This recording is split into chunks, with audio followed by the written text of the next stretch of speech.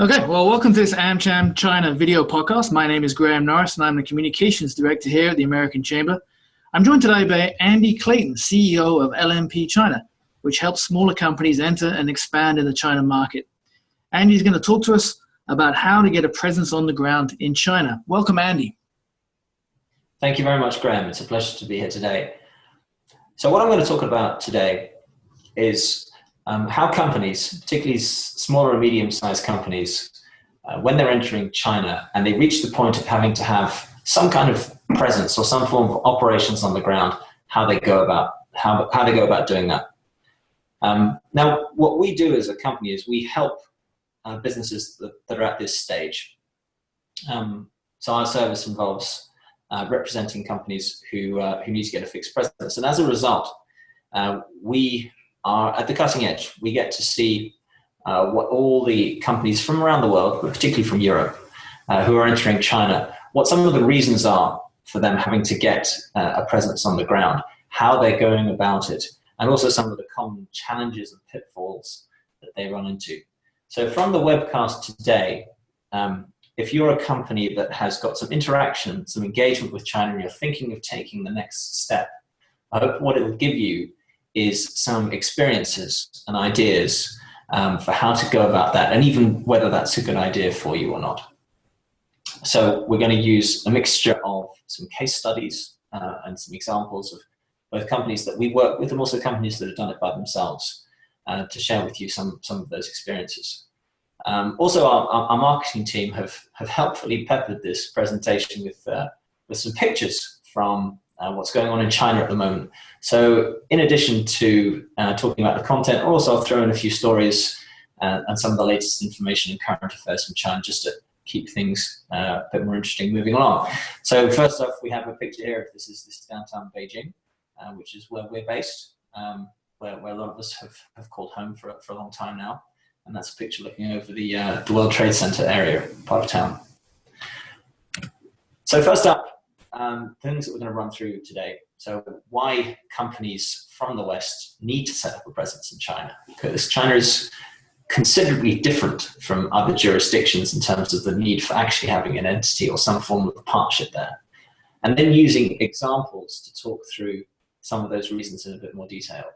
And then ending with the typical challenges that people face, and what are some of the options and means that you can use to get set up over there. So including doing it yourself, what are the type of entities that are available, and also if you're to lean on third parties.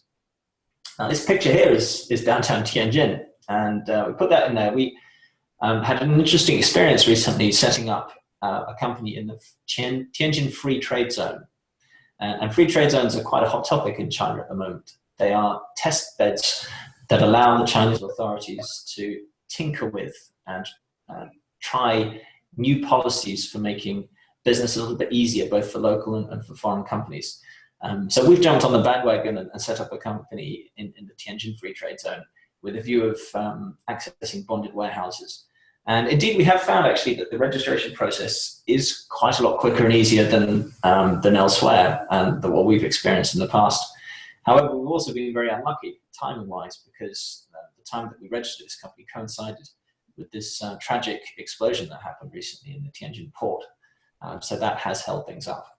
Yeah, watch this space in terms of us being able to get our new free trade zone company fully operational. So first off, some of the reasons why people need to get operations going in China. And generally they fall into some of these main categories. So they need to either have staff based out there, local staff, foreign staff on a temporary or a permanent basis. The second common reason is around finances. So in order to be able to take money locally in China or to pay people locally in China, you need to have local company, local bank accounts. And a lot of that ties in with how the tax system works in China. There's a very physical offline process for issuing and receiving tax invoices out there. A lot of people still set up for reasons around manufacturing, either doing QC and sourcing themselves, or if they have to subcontract or set up some form of bespoke manufacturing and logistics. I'll go through a few examples of those later on. Finally, controlling import and export is sometimes an important thing for companies to be able to do. And then these days, increasingly, people are going in order to sell to the local market. And I'll give a couple of examples of that later on. The background picture here, I think this is our marketing department. Thought this would be an amusing one to throw in. This is Usain Bolt in the recent athletics meet in Beijing. And he lost his feet. He got knocked over by an overzealous Chinese cameraman who lost control of his Segway. So we hope that if you get your feet on the ground in China, that you don't lose them like he did. So let's go to the first example, the case study. And here we've picked a company that we've been working with for a few years. They're a British creative design agency. And they've managed to establish themselves extremely well in China as one of the leading agencies, particularly for the technology sector. So the reason for them having to get operations set up on the ground were principally around being able to bill clients locally and then to actually set up an office and hire a team. So it's interesting to note here, obviously, that they're a service company, not a goods company. And increasingly, particularly companies from the UK that are going to China are selling services in China. This is a part of the market that's growing very fast. It used to be the case in China that services was something we were expected to kind of come free with hardware and kit. But these days, it's really notable how more willing local companies are to pay for quality services. So this is a great area of opportunity for Western companies. But in terms of delivering that, you do need some kind of entity or presence on the ground. Like I say, for hiring local staff and paying them month in, month out, and doing the contracting and their social security. Ditto for foreign staff. And for them, there's the added difficulty of requiring visas, which these days has actually gotten quite a lot harder than it used to be. So there's a significant runaround there. And then setting the whole billing arrangements up and contracts with clients, taking payments, getting bank accounts set up. So this is something that you can do yourself. You can set up what's called a wholly foreign-owned entity to manage those. And they are getting easier and easier to establish. However, the actual management of those WFOEs is still quite a significant body of knowledge. So understanding how the tax and accounting standards work, or understanding how to set up contracts, moving money in and out, things like this tend to still be significant challenges. The background picture here is, again, a bit of news recently. So one of several bits of probably less encouraging economic news out of China is the currency is devalued recently, which is a really interesting change because Chinese currency has been a bit of a one-way bet for, goodness, I mean, at least the past 10 years. But now this seems to be shifting into reverse a little bit, and there seems to be a general consensus that the renminbi is maxing out. And this represents all sorts of interesting changes in the Chinese economy, not least the fact that it's becoming less dependent upon exports. This was one of the reasons why the currency kept appreciating. So again, it speaks to a growing maturity in the Chinese market and really the opportunity for getting involved in selling into China because it really is such an exciting market. Hey there, Andy. Sorry to jump in.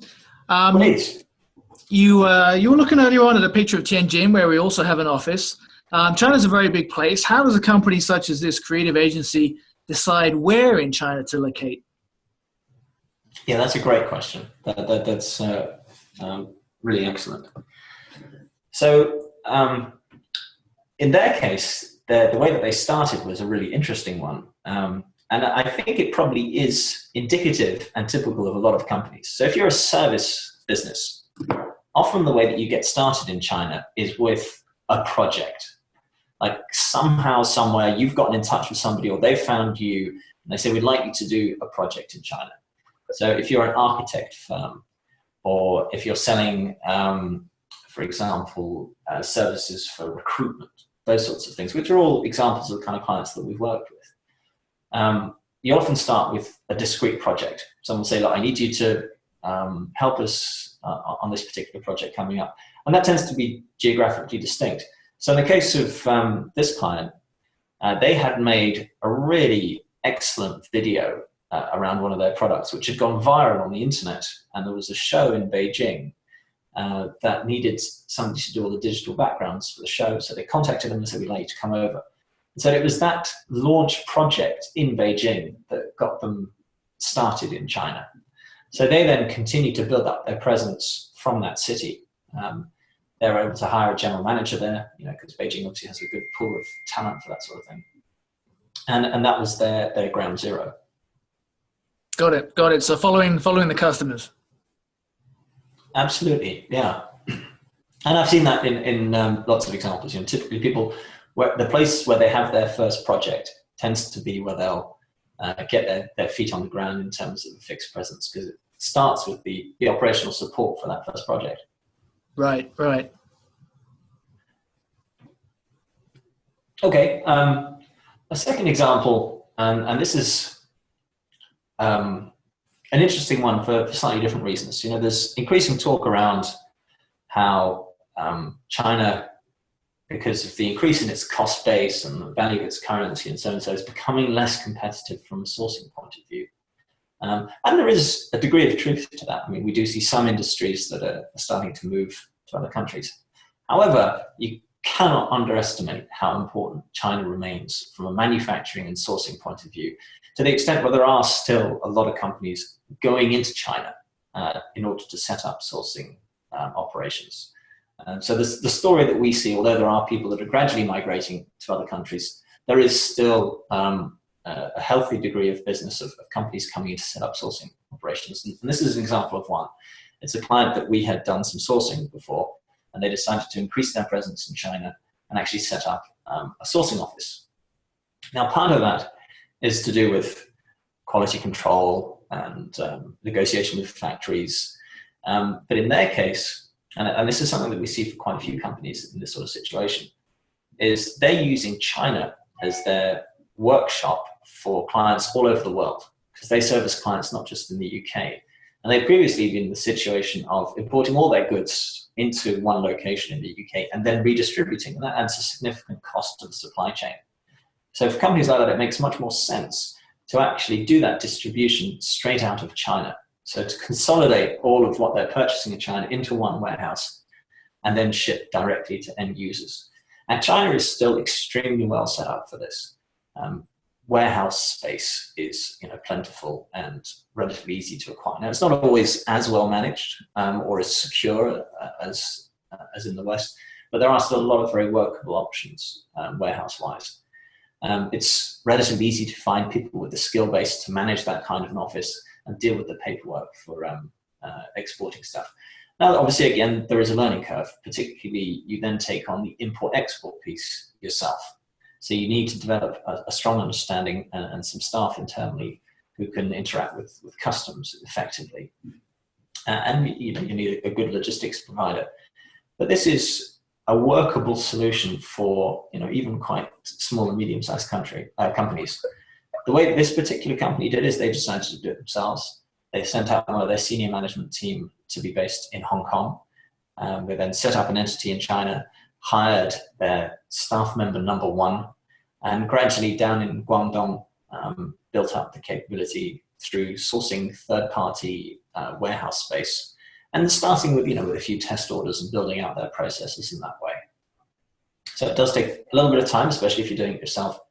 But this is still very much a viable business and something that we see people continuing to do.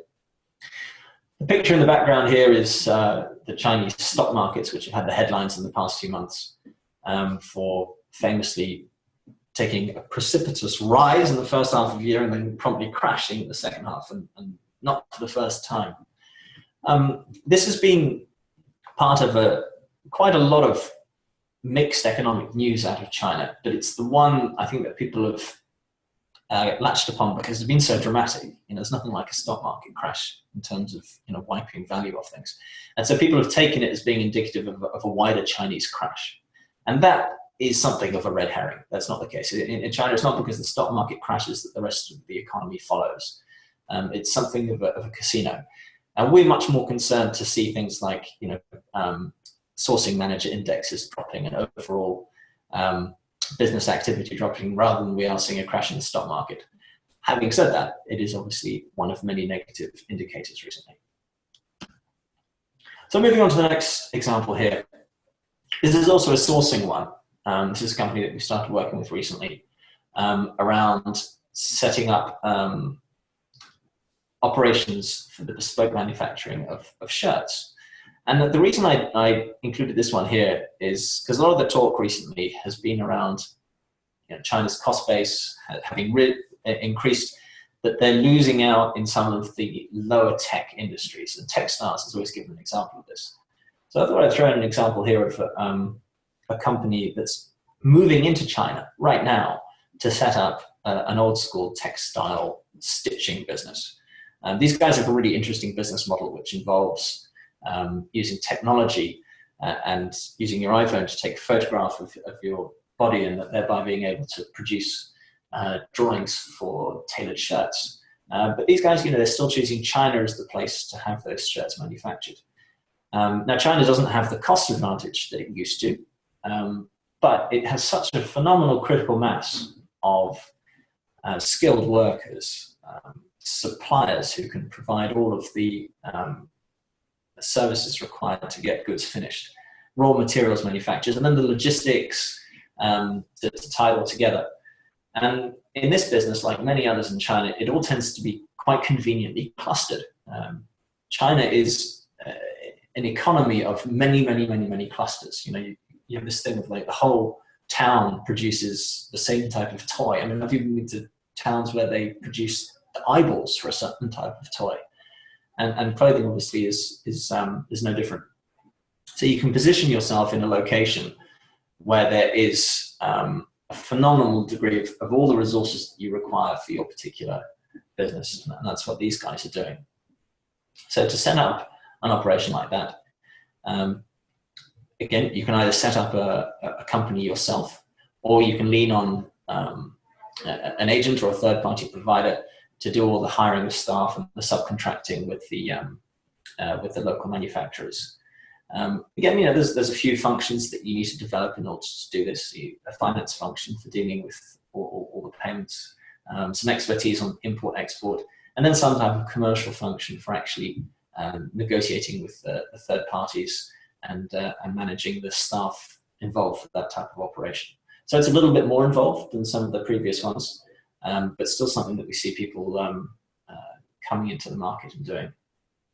The picture in the background is obviously Alibaba, the most famous e-commerce company in China. And just to speak to the importance and how prevalent e-commerce is becoming in the China market, not only is it huge, which it is, and the uptake rate and the sophistication of some of the e-commerce services that you have in China, even outstripping what you find in the West. It is a phenomenally innovative market, but it's also becoming an increasingly easy one for Western companies to tap into.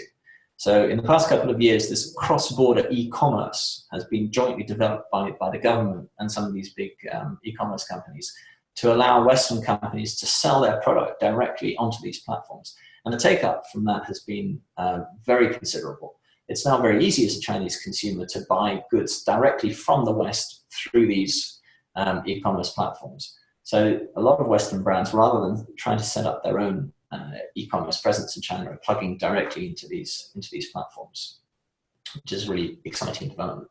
It's also an interesting point worth reminding ourselves that the Alibaba IPO last year or the year before was, to this date, I think, still the largest in history. So it really does speak to just the sheer scale of the online economy in China. And next up here is an example of a way that we increasingly see the market going. And it's an example of a Canadian company who manufacture parts for e-bikes. And they've been sourcing out of China for some time, selling the goods in the West. But the reason they came to look at actually having a presence in China is because they had people knocking on their door wanting to buy their goods and wanting to buy them directly out of China. So rather than having them shipped to Hong Kong or to the West and then back in, round tripping, which obviously adds a lot of cost, doesn't make any sense.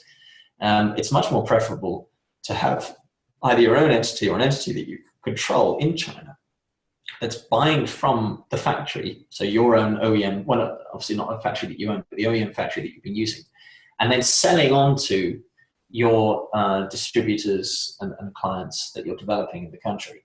And that way you can effectively firewall the factory from the distributors, because you want to avoid them being in a direct supply relationship, because then you lose all control of the situation. And also the entity that you have there is your means of taking your margin out of the business. So what we're in negotiations with these guys at the moment is about getting that entity set up. And this is something that we see more and more. So people that are purchasing out of China, but they're now shifting the business to, whilst continuing to use China as their operations for production, also looking to send into the market. Here, the principal functions are around finance and billing. So understanding how the taxes work in that kind of a transaction. So in this case, when you're purchasing from the supplier, they provide you with physical tax invoices that are called fapiao, which allow you to then book that as a cost into the business. And then you're then obliged to issue similar tax invoices to your clients when you sell them through. And that requires a degree of paper production in the offices, and having a small team of people to manage that. And then figuring out the logistics and the order flow. It's not hugely complicated, but it is something that you require a degree of expertise. There is a knowledge base there that you need to get to grips with. The background picture here is linked to the previous one. It's about a festival in China called Singles Day. It's a little bit like Valentine's Day over here, I guess, but it's all about having people that are single, encouraging them to buy gifts for one another on this day. And I think they picked the 11th of November because that's all the ones, right? 1111, singles coming together. And it was actually developed by Alibaba, I believe. So it's a purely commercial idea. And the total value of transactions last year on Singles Day on Alibaba's platforms alone, I think it topped 100 billion US. I mean, it's a remarkably huge figure. And again, speaks to the degree to which the country has embraced online commerce, and potentially the opportunity, if you can get noticed on Alibaba's platforms like Taobao and Tmall, the rewards there that can be reaped are phenomenal. So to summarize some of the typical challenges that people face when they're setting up an entity or some form of fixed operations in China, here's a brief list. Now, one of them, Graham, you just touched on, is picking a location. And there'll be all, different companies have all sorts of considerations for that. If you're a sourcing company, typically you want to be in the cluster for your industry, which we discussed before. If you're selling into China, then you need to be close to market. But there'll be other considerations in terms of ease of business and access, and also cost. I mean, some of the cities that Western companies have traditionally gone into, like Beijing, Shanghai, they are still very much the hubs for doing business. So if you're selling creative design agency services, for example, you kind of do need to be there because that's where all the business is. But you also need to be aware that the costs in those cities in terms of rents and staff, in many cases, are getting pretty close to what they'd be in the West, in some cases even exceeding. Next is the actual process of setup. Now, registering a company in China these days is getting easier. China is gradually, slowly edging its way up the scale of ease to do business. I think it's at 90th now in the world. And the number of processes required is gradually dropping. Now, it is easier to set one up in the free trade zone than elsewhere. However, you also need to be aware that free trade zone companies are more limited in terms of what they can do than domestic companies. So the free trade zone in many ways is a little bit like they've moved the border. So you can bring goods in, you can have them stored in a bonded warehouse there, but those goods still are not in market. You still need to then get them through customs in order to get them to the main markets. So there's a degree of limitation on what you can do with a free trade zone company there. Now, the ease of getting a company set up is improving. But the knowledge base of actually managing one of those companies, on the whole, I would say is not getting that much easier. So as one thing becomes easier to do, another thing, so for example, visas for foreigners tends to get more difficult. And the tax code, if anything, the compliance requirements become harder and harder. So that's worth bearing in mind in terms of your strategy for how soon you decide to go it alone from an entity point of view. Obviously, staff hiring and management is one of the tricky parts. One part of that is getting wage costs correct, which seems to continue going up in China, but also figuring out how to get the contracts right, and social security and income tax payments for staff. They are still a little bit different for foreigners and locals. And so, this is where having somebody with some HR experience, either in-house or a third party, is very important. And I can tell you, oh, please. Interrupt. I was just going to say, we conduct a survey of our members every year, and human resources issues are always really the top headache for the members. It's always, for the past 3 years, it's been 3 of the top 5 challenges they have: the labor costs, finding people with the right kinds of skills, and then retaining them as well. As, people always frequently looking for a better deal somewhere else. So this is definitely one of the biggest areas that our members look at. Right. And so they find the biggest challenges in terms of finding the right people, the cost of it, and then holding on to them, or they find the whole process of actually physically employing people to be challenging. Which is it? The first one, finding the right people. The bureaucracy side it seems to be improving. A few years ago, with the new labor law and social security transactions, that was also a headache. But now it's even just trying to find people and keep them. Yeah, that's certainly true. I mean, when I first started working in China, I had colleagues that were earning 300 RMB a month. That was back in the late 90s. You now couldn't employ, and this is for full-time teaching staff.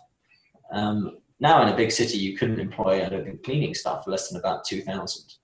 So that's, and there are positions whereby in 10 years there have been, and those teachers now, they would be earning at least 5,000 or 6,000. So in 15 years, a 10 times factor in salaries growth is, that's really considerable. We have to sometimes on a biannual basis review salaries within the business, and we encourage our clients to do the same thing, because there's a relentless march of cost increases for staff. Now, what this is all driving ultimately these days is productivity improvements, right? Because you either have to do the same with fewer people, or you have to do more with the people that you have. And I see in manufacturing, this is driving a significant amount of investment now in machinery. But if you're in a service industry, we see a lot of examples of people trying to find clever ways. So a friend of mine runs a business, and they've all decided to just work from home. Rather than facing Beijing traffic every day, they've set their business up, even though they all live in the same city, as a remote business, and they get together only for 1 day a week. And it's all about trying to find solutions to improve productivity so that they can afford to carrying on hiring and paying people. Yeah, absolutely. Big pressure for people. And then the last one to mention is about getting money in and out. And this is an area where, again, there's been quite a lot of change, but challenges remain. So the renminbi is becoming increasingly convertible, which is a great trend. That's going to make things much easier for doing business. And you can set up an RMB account in London these days and pretty easily have that money converted into foreign currency. So the challenge these days isn't so much there. It's more realizing that regardless of what currency the money is in, getting money in and out of China is still quite a challenge. Now, obviously, if you've got goods moving in and out, then that's fairly easy to do. you can make payments through state administration of foreign exchange if you've got all the documentation from customs for goods moving in and out. You can pay for services overseas. Now those transactions get taxed, but just transferring money between entities inside and outside of China is still an incredibly hard thing to do. And this is an area that we often find ourselves supporting and helping clients. And you tend to find that these people have to, in a sense, overcapitalize their Chinese entities compared to elsewhere in the world, because the strains on cash flow are significant, partly because payment terms in China tend to be hard, but also just because it is difficult to move money around. So we tend to advise our clients to leave really quite a healthy cash cushion for any China entity and operations that you have set up, because opportunities for supporting them tend to be quite challenging. The picture behind here is the recent parades in Beijing to mark 70 years of the victory in the Second World War, as they call it, the victory over the fascists. And this was interesting for several reasons. Firstly, it's only recently that this has become a holiday in China, and says much more, I think, about current affairs and relations between China and its neighbors, particularly Japan, than it does necessarily think about history. But also what was so striking about the parade this time, and I've been to some of these parades before in Beijing, that they are quite a show, but we're seeing foreign troops being paraded down Chang'an-jie, goose-stepping along with Chinese troops, and the view that China sees itself now as a regional and a global power, and that they were having these foreign armies coming and parading, it was a really interesting new development, and I think speaks a lot to how China sees itself in the world these days. On the one hand, maybe a little bit less isolated, but also having influence and impact and might beyond its own borders. And finally here, to speak to some of the options that you would have if you need to get a presence set up in China, in terms of some of the entities that you can use. So starting from the left-hand side, which is sort of greatest degree of independence, but also of difficulty and cost, is setting up a WFOE, a wholly owned foreign entity, a wholly foreign-owned entity. So in China, you're allowed to set up a company and own it 100% yourself within certain business categories. And you can trade within your own scope of business relatively freely using that. But what you find, though, is that the way entities are controlled and managed by the government in China vary really quite considerably from the West. They tend to be much more strictly controlled in certain areas. For example, you have to, the way the tax system works is very much an offline process with a high degree of control from the authorities. But in other areas, people tend to find it's quite loosely managed. So health and safety standards would be an example, or the degree to which certain policies are implemented or not implemented within grey areas, like certain sections of the So to take an example, foreigners paying social security. It's something that on paper you're supposed to do, but a lot of Western companies operate seemingly without consequence, without having their foreign staff signed up to these. So the trick in China is all about navigating common practice or best practice, which tends to be a tricky balance for companies from the West who are used to being in a situation of absolute compliance. And we often see, particularly legal departments of companies coming over here, struggling a little bit, figuring out what is allowed and what isn't allowed, and finding concepts like common practice to be a bit of a challenge. Moving along the list, there are still rep office that you can set up, which allows you to hire people but not enter into contractual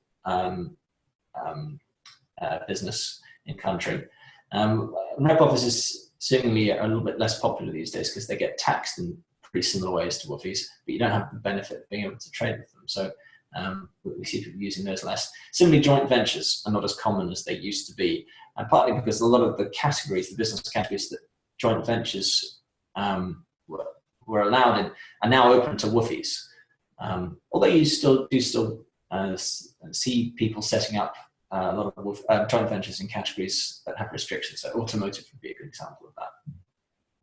And then on the right-hand side are all the kind of third parties that you can lean on to fulfill some of these functions. So for example, you can use Fesco to hire staff. You can use agents like ourselves to fulfill all of these types of business functions. Or you can lean on distributors or people within your existing supply chain to fulfill some of these functions, like import-export, for example. And similarly, some of the remote office services these days are becoming broader in some of the services that they offer. So you can have a desk, you can have staff on the ground. Sometimes they'll even actually register and manage a company for you as well. Some of the chambers of commerce, I know that you guys in AmCham have a service whereby you can get staff on the ground, so you can get started with research or business development work that way. So there are a whole network and ecosystem of partners that can support with that. This picture here is Shanghai, downtown Shanghai. And what Shanghai has been in the news for quite a lot recently is these free trade zones. It was the place where we had the first one, that now are expanding all over the country and focusing on particular different areas of business. On the whole, our view of the free trade zones is that they are very helpful if you're in certain types of business. So for example, if you are an e-commerce business and you want to bring goods in, have them in a bonded warehouse before you actually import them into country and pay import tax on them, they're a great way of shortening your lead times to delivery in market. But for most general businesses, to date, the advantages of free trade zones are not that clear. And their real value to us really is as a sort of sign of things to come, and to see what policies that the Chinese government is tinkering and toying with that may then get implemented into the economy as a whole. Which takes us back to where we started, downtown Beijing. These are my contact details, so feel free to reach out to me with any questions about either what we've discussed today or business in China in general. And with that, Graham, I'll hand back to you. Thanks indeed, Andy. That was fascinating stuff. I got just one question to wrap things up. Some of the photographs you showed there, stock market, the currency devaluation, people hear a lot of these things in the news, also things about intellectual property. It can make China look maybe quite a risky place to do business. How can you reassure people that those risks are in fact manageable, just like risks are anywhere else? Well, the first thing to say is the thing that draws people out to China is the size of the prize, right? It's such a big market. It's one of the few areas of the world that seems to have this strong and consistent growth. And that's still there, regardless of local, more recent bad news. China is still a great place to go and do business. And whereas in the past it was a great place just to get stuff made and sourced, these days increasingly it's a place to go and sell, and not just to sell goods, but to sell services, and not just for large companies either. All the companies that we work with, they're small, medium businesses, and in some cases this is even their first international expansion. And so it's absolutely doable, and it's a very attractive place to do business if you can get it right. Now, China obviously is not without its challenges. The Chinese are very, very canny at setting up business in a way to benefit local. So if you look at, just to take as a small example, like the international schools in a lot of Western cities, it used to be the case that they were filled with the children of expatriates working in the cities, whereas these days increasingly they're the children of local kids, and they're the kids of local wealthy business people. And it's just one of these many small examples that speaks to how phenomenal transfer of wealth that has and is still occurring, and the Chinese ability to capture value from international business. So if you go there, you have to expect to see a highly competitive market, and one where sometimes regulation doesn't always work in your favor. And those things are still the case. Having said that, it's such a large market. You know, I heard a really good saying on this recently. If you're thinking of going to China, China is a bigger market than you can possibly comprehend. At the same time, it's a more competitive market than you can comprehend. And, you know, both of those things are true and to the extreme. So you can still do well in China. You can make a lot of money, but it is a learning curve, you know, and you have to find partnerships and work with people that can guide you and help you on the ground. And realistically, you have to expect to spend a few years on that learning curve. Now, in terms of the recent economic news, yeah, I mean, you know, 13% growth rates are not sustainable in the long term. I think China is reaching that point whereby its demographic tipping point has been reached. So its working age population is now shrinking rather than growing. There has been so much development and construction and, you know, building of new cities and airports, and that will continue, but, you know, you can only build so much before demand is eventually quenched. But the interesting point to note, Graham, you know, is that let's say China grows 5-6% this year. The actual absolute value of that GDP growth is still greater than 13% back in 07-08, because it's from a much larger base. China is still growing by the size of Switzerland every single year. You know, so give it 3-4 years, it still grows by the size of the entire United Kingdom market. You know, it just has such phenomenal scale. So, you know, even if they manage 5-6% growth this year, that's still more than any other major economy. Now, many people had betted that growth in China would continue at those rates forever, and that just wasn't realistic, right? You know, that's not a possibility. And some of those bets are now unraveling. So if you've invested in an enormous iron ore mine or whatever it may be, you know, in Australia, things are cooling off in some of those supplier countries. But also it speaks to the shift that's happening in China. You know, it is trying to restructure its economy from being investment and heavy industry led to being much more about services, about the consumer economy. And that process of switching is a threat to some people, but it's a great opportunity to everyone else. And you mentioned IP now. IP protection in China is stronger now than it ever has been. Now, there's certain particular steps that you have to take in order to protect your IP. But I have good friends making considerable amount of money on businesses like merchandising, for example, which rely entirely upon an effective IP system. And the reason they're able to do that, and the reason the country has tightened up on IP, is quite simply because so many local companies now are relying upon their brands, their patented designs to earn a living, that it's reached its own critical mass. It's, you know, the value of IP is not just something that's in the hands of foreigners anymore. They realize that for the development of their own local businesses and economy, that it's something that needs to be protected. And it is. You know, you can hire lawyers these days that work on no-win, no-fee cases and will take court action for you, and then it gets implemented through the courts. I've got friends who've received significant payouts from courts. So the situation there has definitely improved. The past 2 or 3 years have been a bit of a turning point in that area too. Great, good to know, Andy. Well, I think that's all we've got time for. I'd like to once again thank Andy Clayton from LMP China for sharing his insights on how to establish a presence in China. Thank you, Andy. Thank you, Grant. It's a great pleasure.